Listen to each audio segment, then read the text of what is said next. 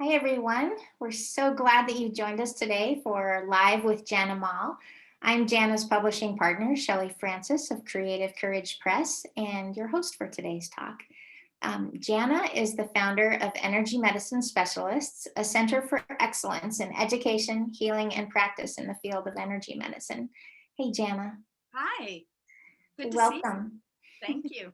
Great.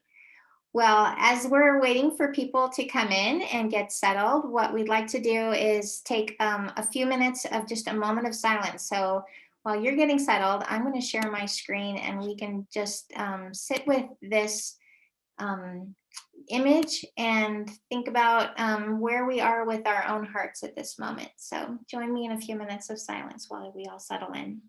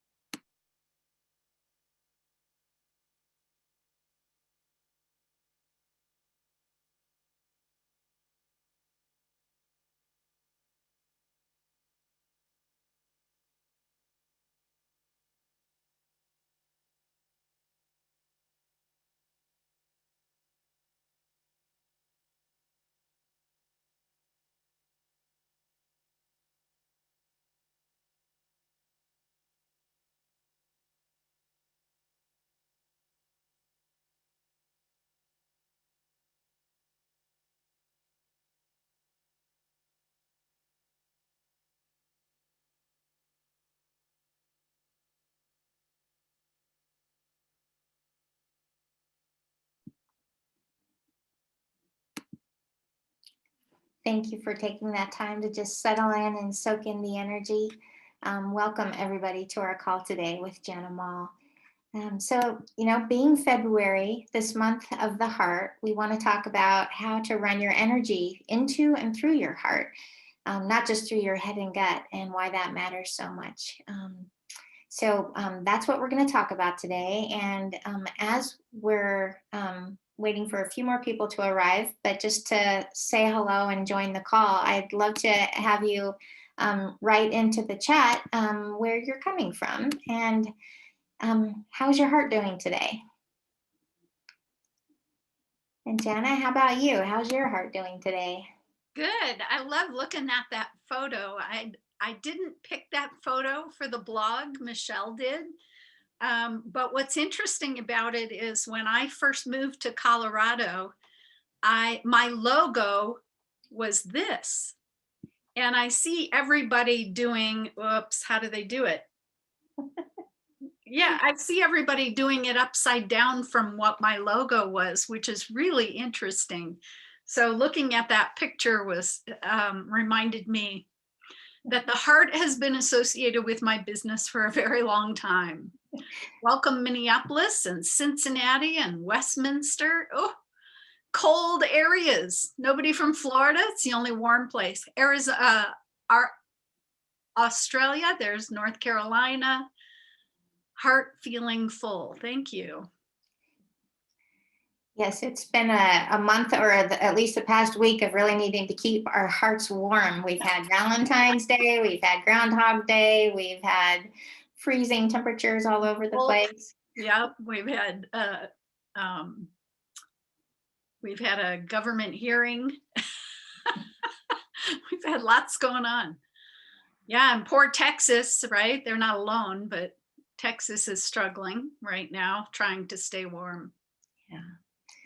Yeah, it's interesting thinking of the energy grid going down and the rolling blackouts and the metaphor of that. How do we keep energy going to ourselves and into our world at times like this? Yeah, well, one of the main ways we do that is by going within.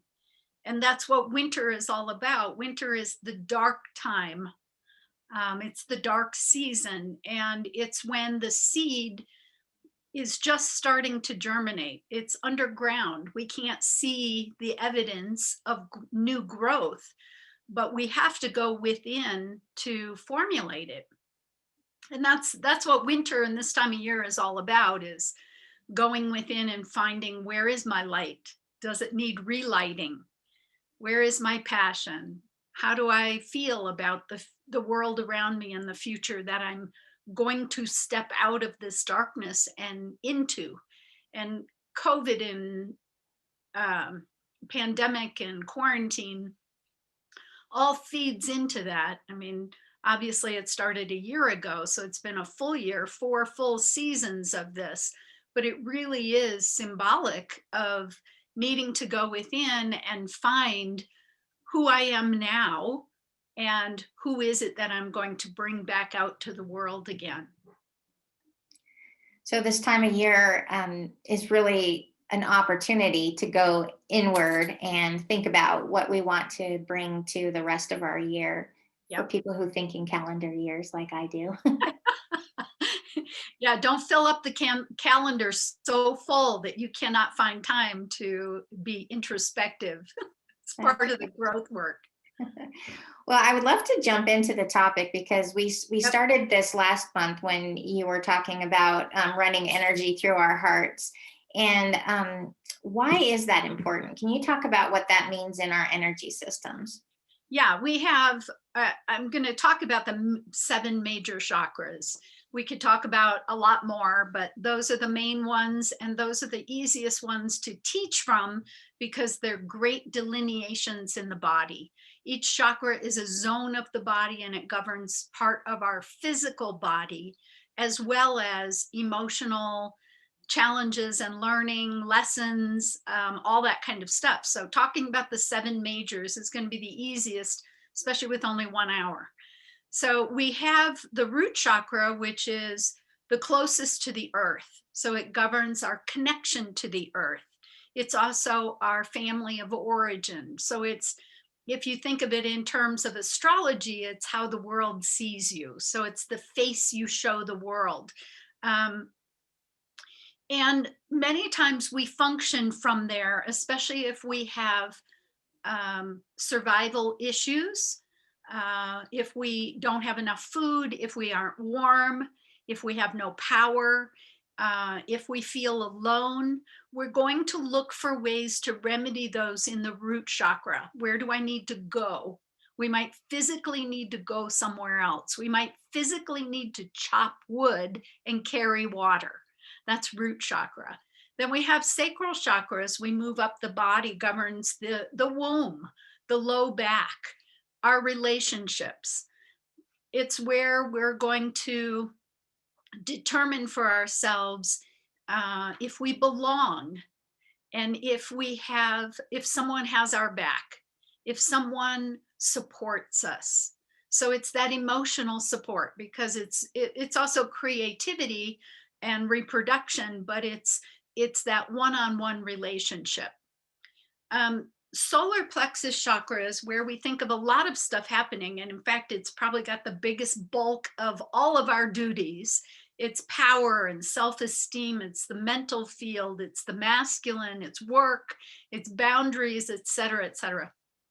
And so we think of solar plexus as being where we make things happen. It is the doing chakra, as opposed to the sacral chakra, which is the being chakra.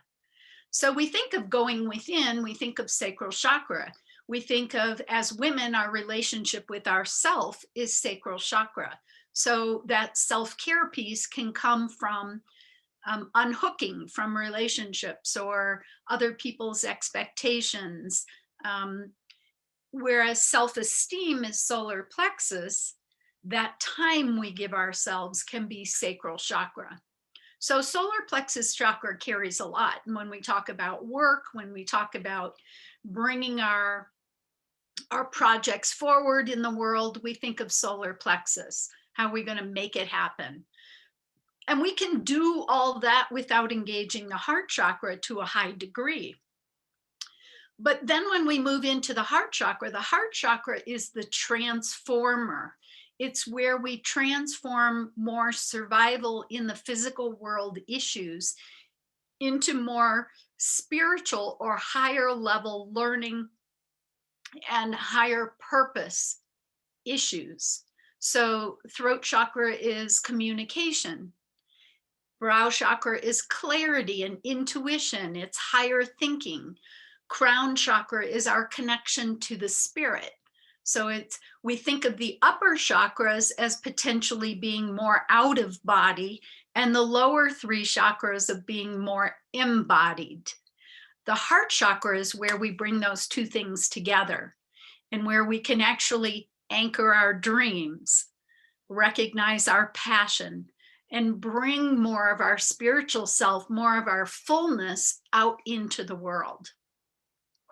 I don't even know if I answered your question. Well, I love having the overview of the chakras and hearing what each one is about. And then what I'm wondering is, what does it look like if we're operating from one of those chakras without also running the energy into our heart? So, for Yep. instance, just with the sacral chakra, the idea of belonging or relating or even creativity, what does that look like if our heart chakra is shut down? Yep. I will do what I need to do to get what I need. I will give you the type of written article or artwork that you need because you've told me this is saleable, or you've told me this has value. And I can do that without attaching my own passion to it because I haven't gone within and asked, well, but does that hold value for me? The heart chakra is the higher perspective on what we do and how it relates to our deeper meaning, and if that's in alignment with where we want to be in the world. Yeah, sorry about that. If it makes me think of the phrase, your heart's not in it. Yep. I'm sorry.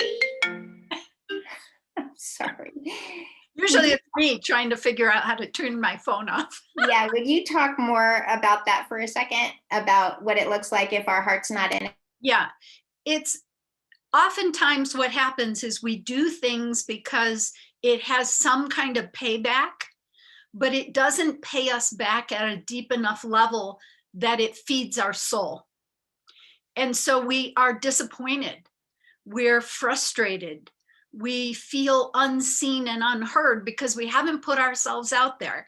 We've done it for someone else. And so when that happens, that looks like our heart's not in it. I'm just going through the motions. And we can start out being okay with it, but the longer it goes on without that deeper meaning, the more frustrated we tend to get. And we can get angry, we can get vindictive, we can take it out on other people because they should know how I feel about that, even though I've never even asked myself how I feel about it. Many times, what happens when we aren't getting what we need, we will project it onto someone else. Well, and then I'm also thinking about then solar plexus when you're talking about work and power, and that chakra, even in society, there's so many people who are stuck at only that chakra and not coming up any higher in their own expression. Can you say more about what Yeah. the solar plexus looks like without the heart? Yeah, I had a client today who came working through an issue where in her where she lives, her apartment complex is run by a management company, and the management company she struggled with, they've been there for 18 months and she struggled with them for the last year, and they left a note outside her door that they needed to come in, but she hadn't gotten the note. And when she answered the knock on her door, the guy busted into her apartment and he behaved as though he was a robot in a box. I have a job to do. This is how I have to do it. And he did not see her at all. And she was totally engaging old trauma. You know, here's this guy, she lives alone. This guy busted into her apartment. He's acting as though She had been given warning when she hadn't gotten the warning. There was no discussion around it. And it was very frustrating for her because she was not engaging with the person. She was engaging in the role. And that's what it looks like when the person's not there. The role takes precedence over the soul. Well, and in that case, I can imagine neither heart is engaged. Her heart just shut down too. Yes. Yeah, which is why she was here getting a session and working it through, trying to figure out, why did I immediately go back to my wounding from childhood? Hmm. And so then there's the throat communication chakra, This where if I'm, person that does a lot of this, yakety, yakety, yakety, yakety, yak. Oh, I say this and then I say this, and they don't always connect. They may not have anything to do with each other. I'm just talking to hear myself talk. It's filling up space. Or you go into so much detail about something that you keep the other person from showing up, from being real, and you keep yourself from being real too. Because right. it's really about this. It's not about this. It's about all this. Yeah, And they all have a fingerprint. yeah, and I mean, and so with the brow, that's intuition, but is because ears, are the ears part of that? And is that about listening with the heart? Yeah, the brow is about how I see and hear myself. And so if your focus is to not really see and hear yourself, you're going to be focused on a myriad of other things that keep you occupied. Well, so and so wants it this way. And, if I do it this way, then it means blah, blah, blah. And I could take this class or I could take this class. And nobody's ever asking my heart, which one do you really want? It's all balanced out here. And I shouldn't say balanced, it's not very balanced at all, but it's all functioning out here. And really, the heart is about getting the heart of the matter. It's about getting into where the truth sits. It doesn't mean you can't access truth without the heart. You can, because truth can be black and white. But my truth is accessed internally when I say, here are the facts, here are the options. What do I want? What do I want? What do I need? What makes me happy? It's so funny. It was so cold here on the weekend, and on Valentine's Day, Jeff and I watched Runaway Bride again. And the thing that was interesting to me, it's really kind of a bit of a cheesy movie. Watching it, I'd seen it probably a couple times before, and I'm watching it going, yeah, that doesn't make any sense. But because it's a movie, it's a Hollywood movie. But one of the interesting things to me in the movie was each of the guys that she had been engaged to marry, that she left them at the altar, when she was going out with them, the way they liked their eggs was the way she preferred them. And it wasn't until the last guy actually had her get in touch with her own views and needs and wants that she discovered how she liked eggs. And that's what it looks like when the heart's not being asked. So since we went through all the chakras, I want to ask you too about the crown and the spiritual connection. And This is leaving. It's just not being present. It's engaging out on other levels. It's thinking the world's a dream. It's living through the dream world. It's not actually being present to it. It's being out of time and space. Crown chakra is where we are in time and space. That's fascinating. So you talked about the. I didn't really talk about the heart. No. So if we're not running energy through our heart at all, it's shut down. So the heart chakra is our passion and our purpose. It is our deeper meaning. It can also be where we hold deep grief. So it can be unprocessed yearning or wounds The heart chakra has eyes that are filtered through love, and love at the highest meaning of love. So the love that is the greatest good. So we can apply that to ourselves. We can say, what is my greatest good? But when our needs are met, then it becomes easy for us to look through the filter of greater good in the world.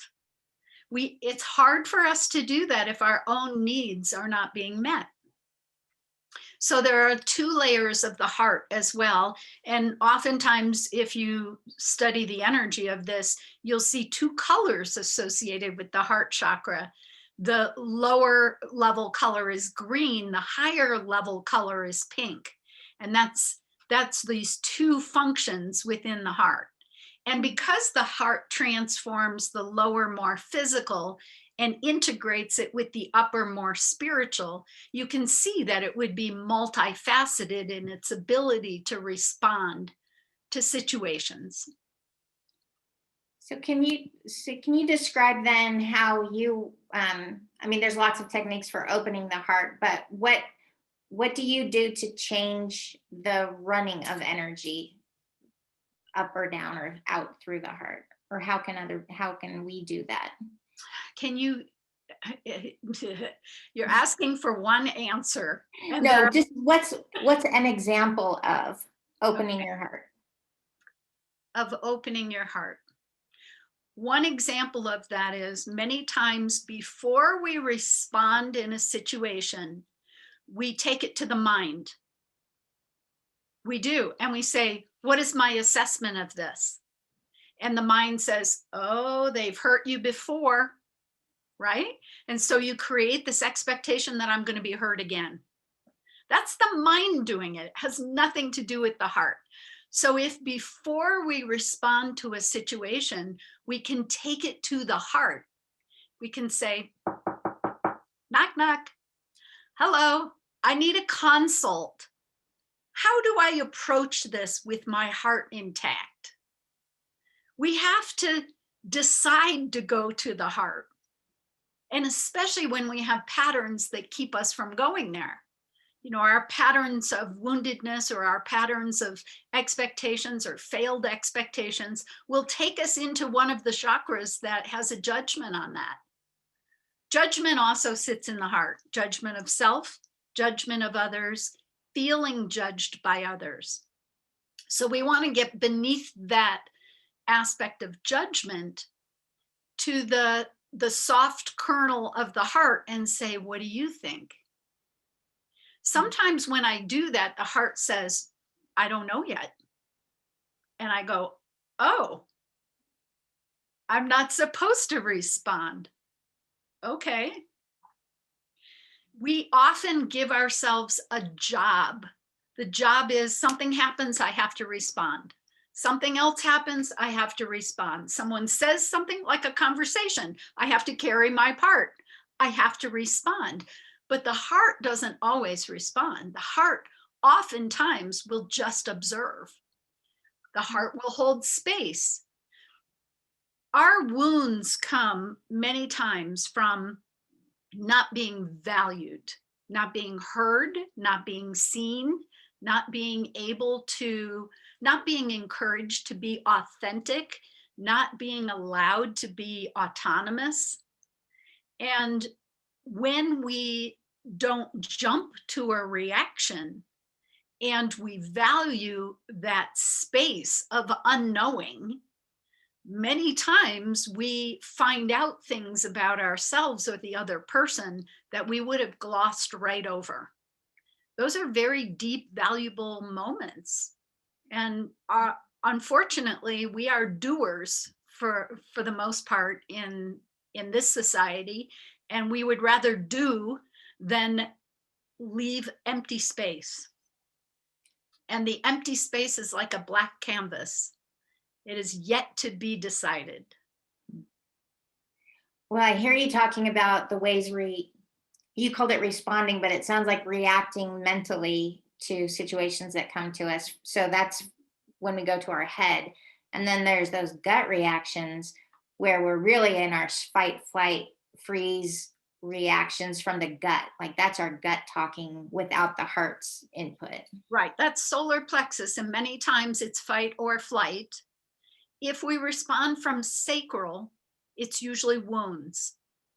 It's where did I not get what I need? Where am I being overlooked? Where am I being told I'm not important, even though those might not be anywhere near the words being used? It may be my interpretation of an event that I feel I have to respond to. And all of a sudden I'm bawling and I'm upset, and I'm the victim and you're the abuser, because I've translated it through my wound as yet unhealed.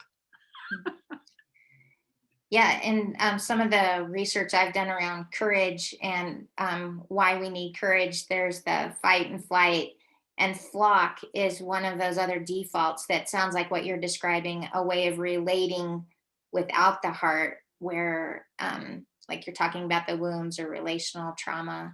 But it could be also tend and befriend if the heart is in there Yeah. with it. Yeah, and when we say fight or flight, fight is solar plexus, flight is root chakra. Run away, just run away. I don't need to deal with you. Many times that comes with internalizing either the wound or the anger, the perceived slight, whatever it is.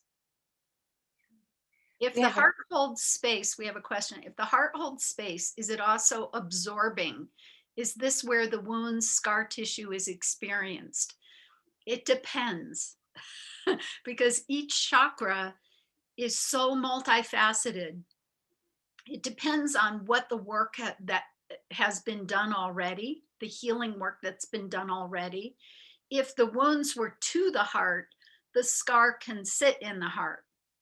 If the wounds were done elsewhere, then the chances are that the scar tissue is there. And many times the body will show you where the wounds actually are, because many times we have physical wounds that correlate with our emotional and our spiritual wounds.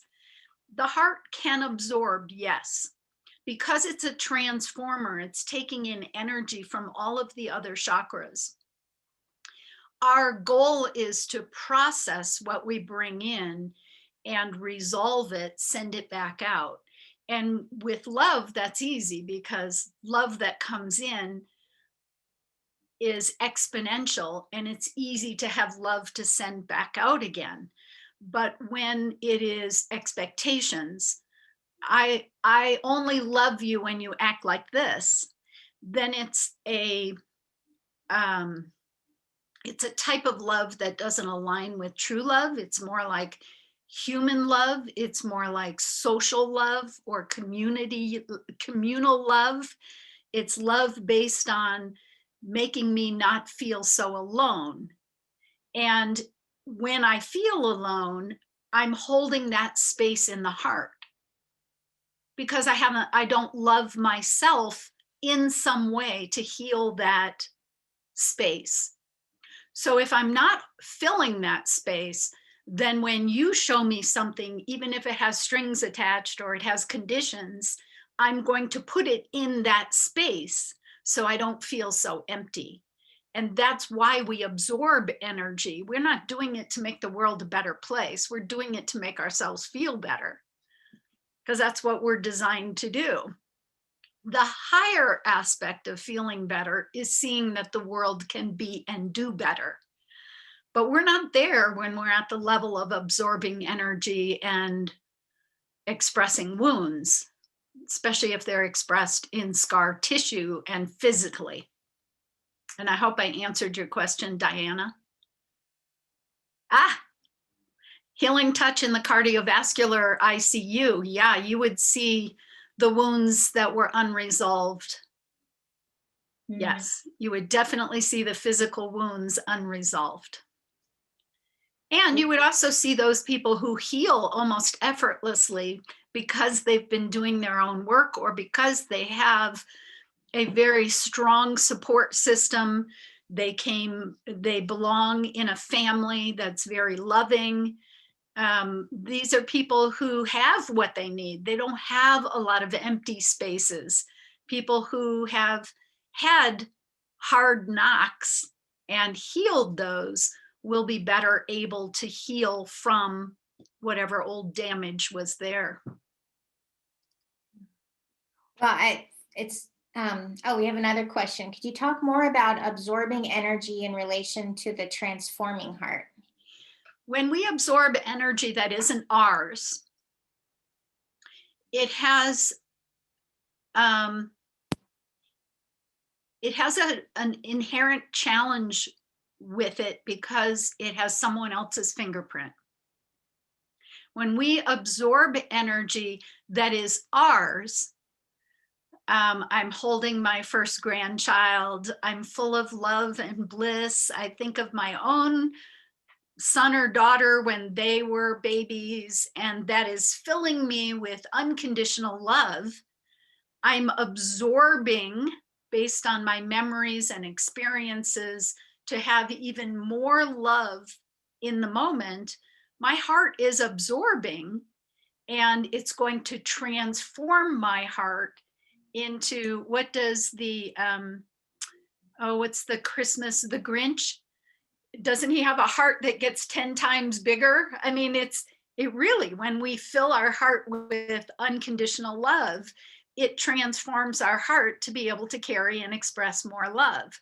But that's not necessarily the kind of absorbing that we were talking about.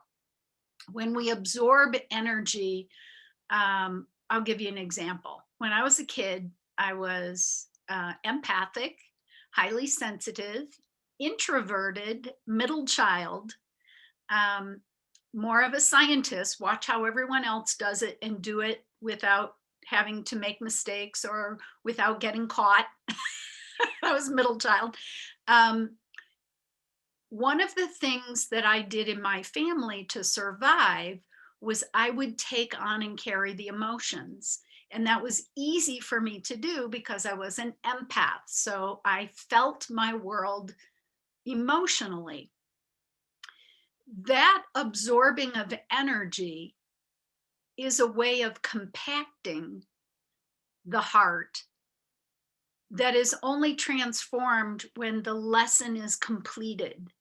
So the lesson gets completed when I go within and I wait and I say, why am I carrying that? Is that mine to carry? Is it my job to carry that?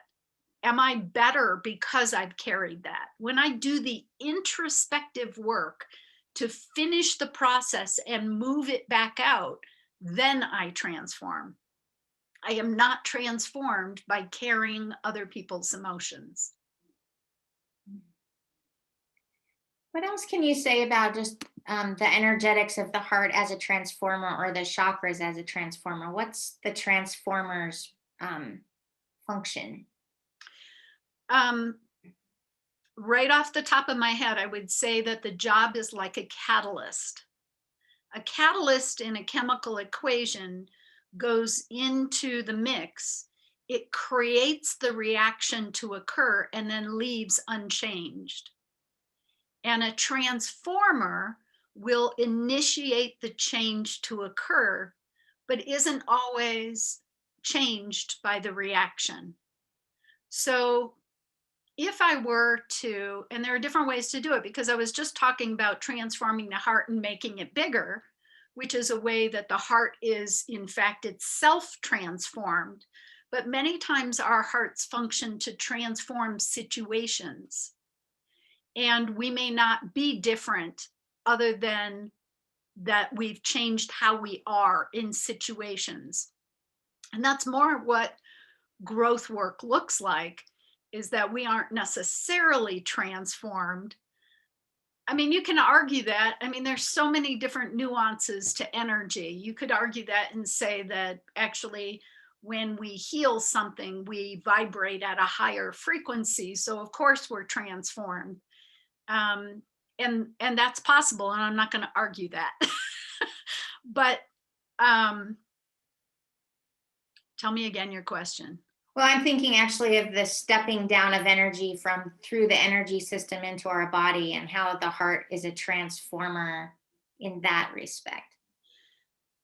It doesn't, a transformer usually goes one way. And I think the heart goes both ways. Hmm. So when we think of a transformer, like would bring energy into your community, that's working from high tension wires, which is energy you can't access. And it has to step it down to a frequency that you can actually access, that you can run into your house without blowing everything up. This is why when a house gets hit with lightning, everything fries, because it's a very powerful high frequency energy. And we're not designed to use it. And our chakras aren't designed to run every frequency that's available. So when we run energy into the body and the chakra acts as a transformer, it steps down the energy so that it can feed something that is at a lower frequency. So the hara, or the chakra system, acts as a transformer to step down the energy so that it can feed the meridians, which can feed the organs. They're at a lower frequency than the chakras. So that's a way that a transformer steps down the energy. But when we talk about the heart chakra has a two-way door. So the heart chakra can step up frequency. It's how we go in and work with the hara, which is at a much higher frequency. We tend to go in through the heart or through a heart intention. And it also steps down the energy and feeds the whole chakra system from hara energy. So it's kind of a door that goes both ways. Cool. Thank you. One of the things that you offered on the February blog was at the bottom of the blog, exercise and self-forgiveness, and you called it an activity to help you hold more love. Um, can you tell us a little bit more about where self-forgiveness falls into this whole topic of the heart of the matter? Yeah, when we're kids, we look to our parents, to the adults around us, to tell us who we're supposed to be. And there we look outside of ourselves to tell us how to live in the world. Children should be seen and not heard. When you are introduced to someone, you should make eye contact. I mean, we have thousands of rules that we learn from the time we're teeny tiny, how to function in the world. And as we become adults, that challenge is to bring those filters, to bring those evaluations internal. And in order to do that, we need to take time. We need to be self-introspective. And one of the things that we don't do often enough is figure out where it's a filter or where it's actually my preference. And this exercise can do that. It can help you eliminate what the filters are without having to go into psychotherapy over them, or without having to, do a week-long silent retreat in order to get in touch with it. It's a great way of giving messages to the subconscious to say, that's not really that important. Or, yeah, that's funny that I did that, but I forgive myself for that. And that's exactly how it works. It works to start freeing up your ability to eliminate filters that aren't the real you. They aren't your inner compass. Mhm. So we talked about using an example, and can you give me one? Sure. So I'm a writer and an author, and I work with authors, and so this comes up a lot. If I feel a lack of confidence and not feeling creative or creative courage, those self-limiting doubts and thoughts that come up are shutting down my ability to to be creative. So how would self-forgiveness be tied to something like that? Okay, so you do this exercise, self-forgiveness, when you notice it. So let's say you're sitting down to write something and the self-critique starts up. Well, you don't know enough about that topic to write about it.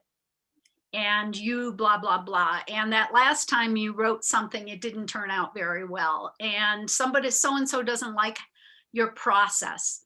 It doesn't like how you start or how you end the article. And you tie yourself up to the point where you can't actually sit down and get started. You're smiling. Does this have anything to do with an occasional process that you have? I'm resonating. I'm speaking personally as well. I have to do a monthly blog, and sometimes it comes out that way. So this is a great exercise in that moment, and you do it when you notice it.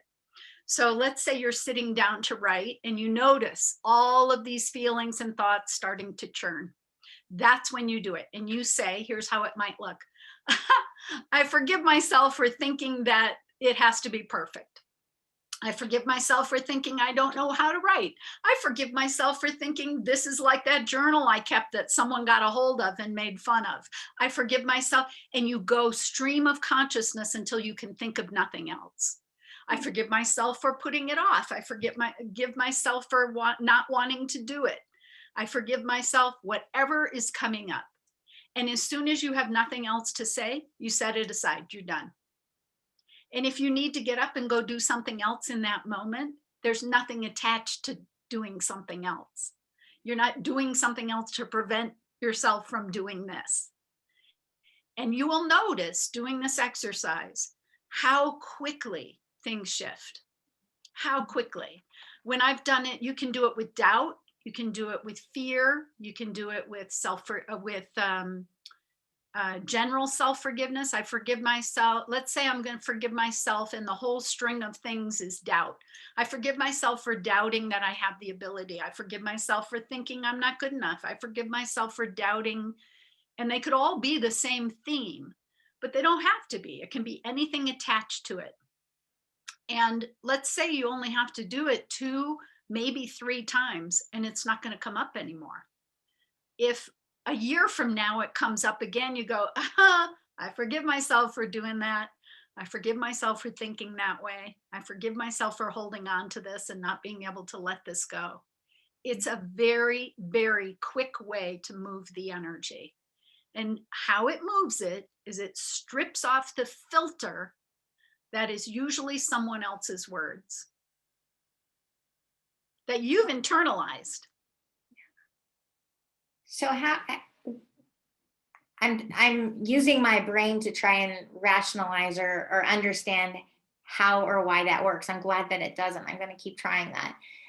But are we applying a mental aspect of ourselves? Like where's the heart piece of that? Or is it using other chakras and other ways of clearing our heart out? For me, it's a heart because I can go anywhere with it. If I say I forgive myself for thinking that, it's a thought. It's a thought that I keep running for myself, right? You're not good enough. It's not going to come out right. I can forgive myself for feeling. I forgive myself for feeling that it's going to disappoint people. That's emotion. That's where the heart goes, it talks to the sacral and says, it's okay, you don't have to feel this way. I can forgive myself for a judgment that sits in the heart, but it could be solar plexus because solar plexus is mental. I can forgive myself for not doing enough. That's root chakra. I didn't go and do it. I didn't see that person. I can go to any chakra and give it permission to let go the pattern, and the heart is coordinating it. Thank you. I see we have another question. Is it important to talk about grounding when we're talking about transforming the heart or the heart's energy? It is almost always important to talk about grounding unless you're sitting in meditation or you're doing dream work. Because we live in physical bodies, and every part of our physical body, from the top of our head to the tips of our toes, needs our energy. So grounding's important, and there are things that we do that are naturally grounding. Walking in nature is naturally grounding. We may be full of the cosmic spirit of communing with nature, but we're moving our physical body across the surface of the planet, or sitting in the sun or sitting in the shade or sitting on the green grass, and those things are acting to ground us. The vibration of the earth is very grounding. So anytime you're touching the earth is going to try to realign and ground your energies just by physical proximity. So grounding's important because grounding also has the secondary aspect of helping you release that which you don't need to carry. Because it's stuck in the physical body and because the physical planet is a vibration and capacity so much greater than ours, anytime we connect to the earth, it's clearing us. It's almost acting as a siphon to draw out that which we no longer need. So yeah, the earth is the best tool we have for grounding. Well, I wanted to be sure to ask you this question from your blog. What did you mean when you wrote this sentence? You wrote, over time and throughout our lives, I think we die for love little by little. What if we could change that?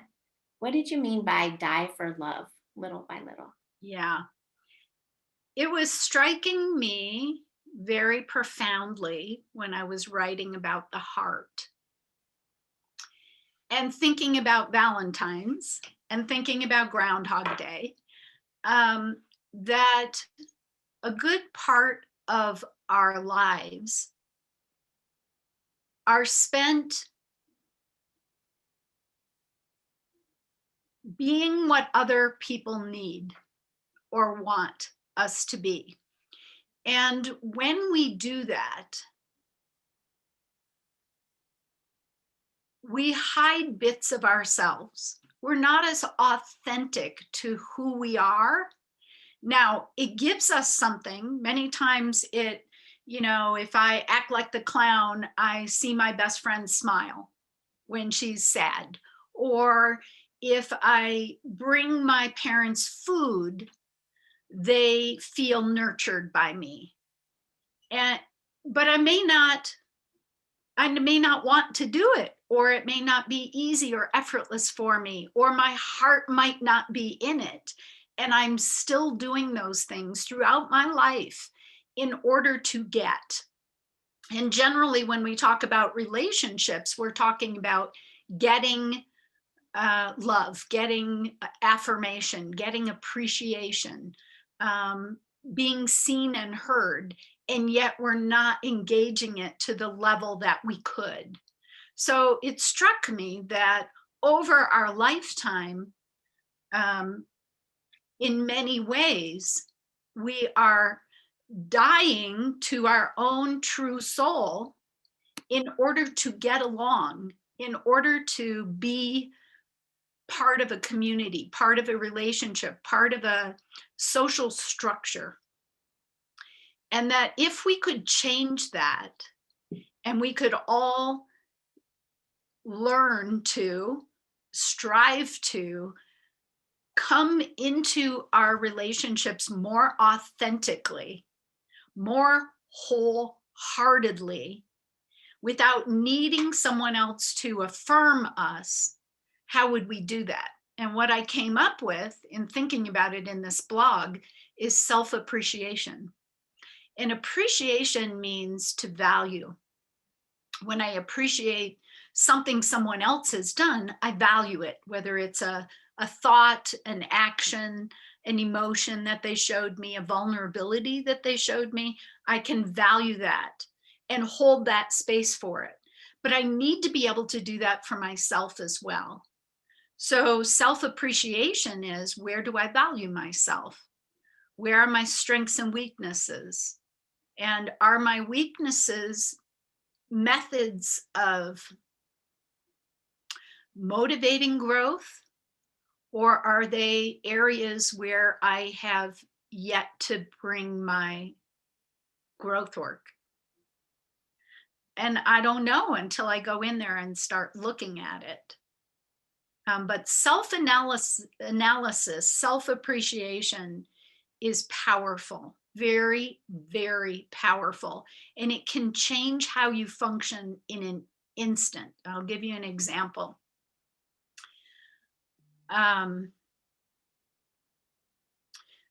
I had a health challenge, and part of my process of dealing with this health challenge was to look at where I was holding um, blame and fear within myself to the situation that had happened. And as part of that process, I found myself going within and saying, I need to know what's here. I need to know who this is. I know there are rooms in this house that I haven't lived in. I know there are rooms in this house that I'm afraid to go in, and I need to go look at them. This is actually a really good self exercise. It's powerful, but it takes some time. So I went and I said, okay, what do I know about myself? And I said, I know that I hold some anger. And I said, yes, yes, you do. I know I can hold so much anger that I can hurt someone else. Yep. I could probably kill someone else. If I got mad enough and I needed to defend somebody, if I felt that backed in a corner, I could probably do that. Okay. Can I love that? I can't change it. It's who I am. So I I can love that. I can accept that about myself. And then I had to go into every room. I had to go into the room of guilt, and I had to go into the room of fear, and I had to go into the room of manipulation, where I use parts of myself to get someone else to do something or to be a certain way. And in the end, when I opened the last door, which was anger, if I recall, and I embraced that part of myself that until that moment had been so hateful. I had hated it so much and been so dead set against embracing any part of it. It was a part of me to cut out, not a part to love. When I embraced that part,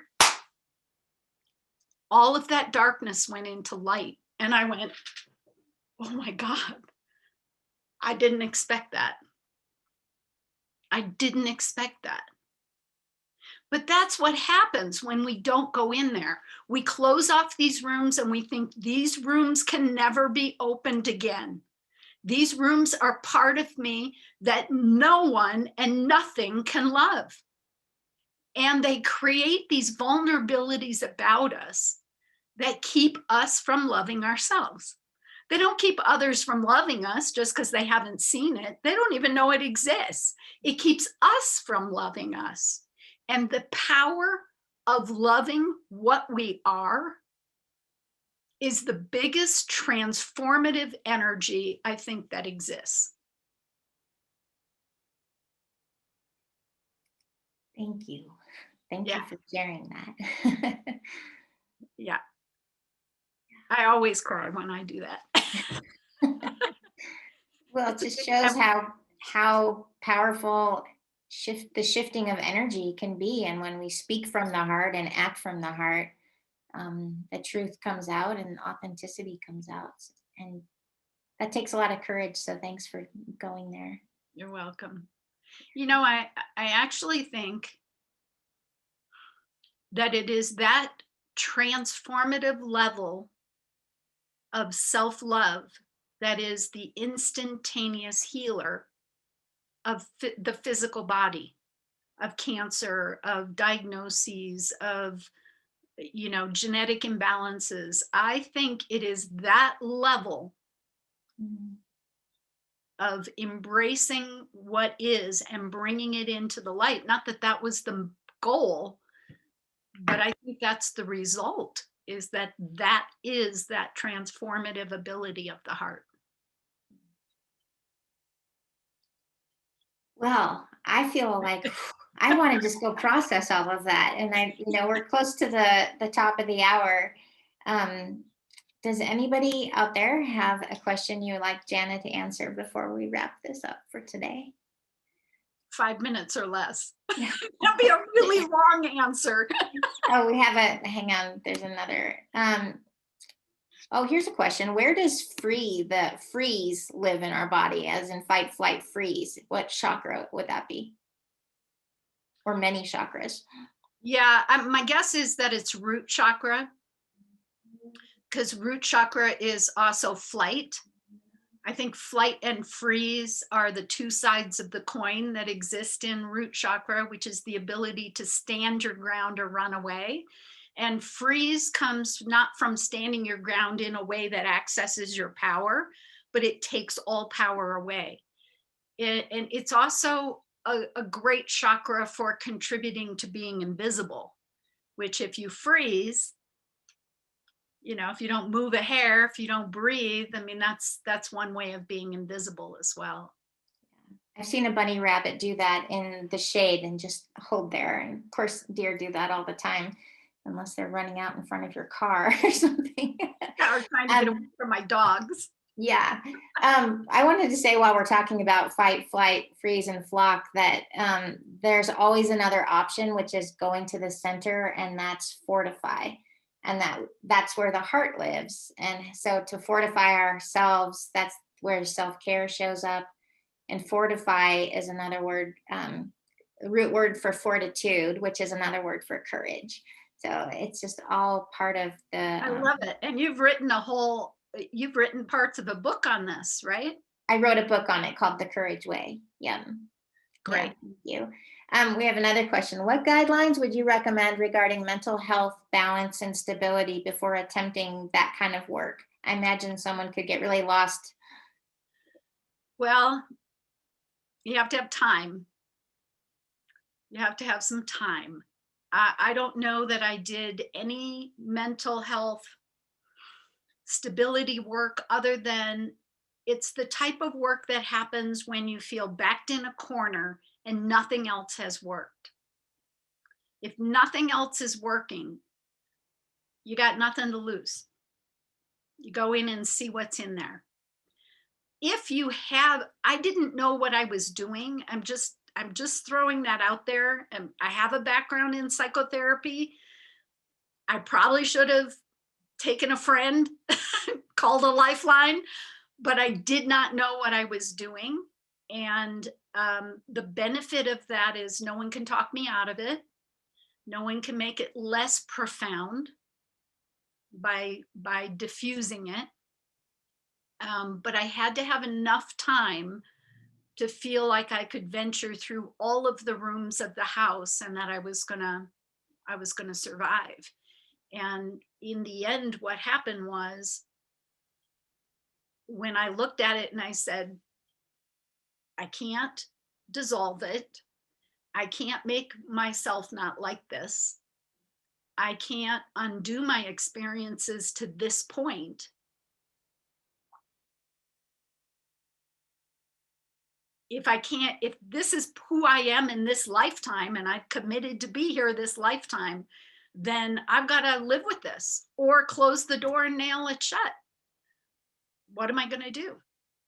Well, it wasn't working with the door nailed shut. So come on, walk with me. That's how it worked. But you have to be okay with being vulnerable, because it's the most vulnerable place. It is the door. These are the doors behind the police tape that says do not open under penalty of emotion.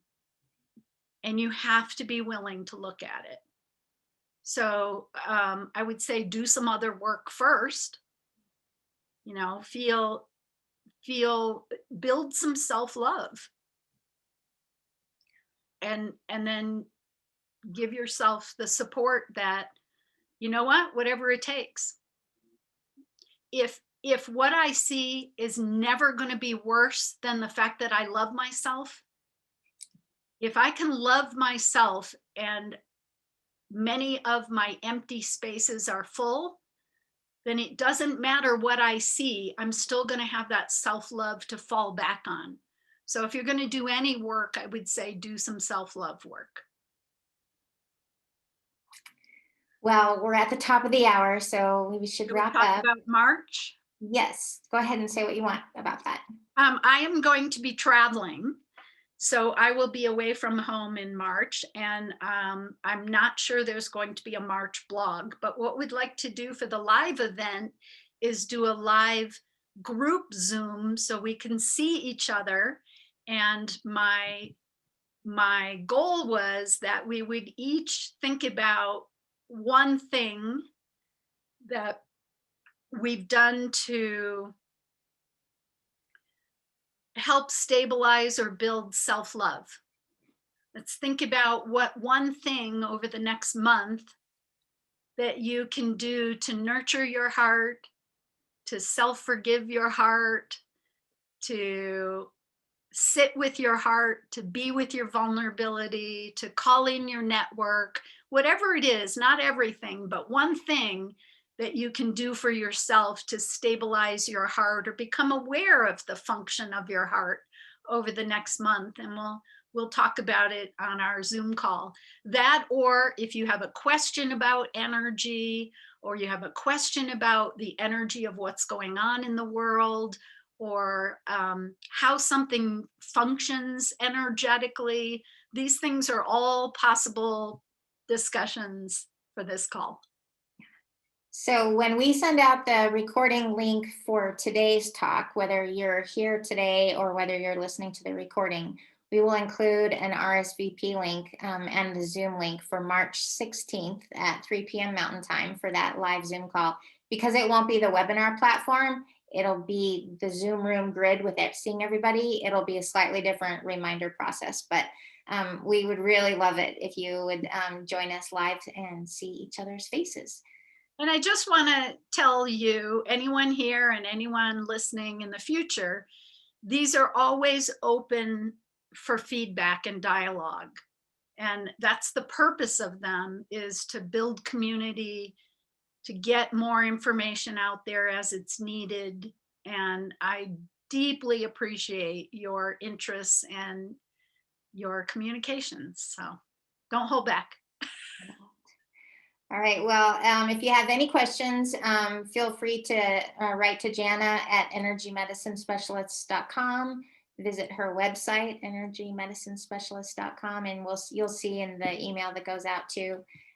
There's some classes she's offering in March called Cutting the Ties That Bind that you might want to join in for some inner work together. Talk about inner work, deep inner work. That's the work. It's good stuff. And it's done in community. So, all right. good. Well, thank you, Shelley. Thank you, everybody. Goodbye. See you next time.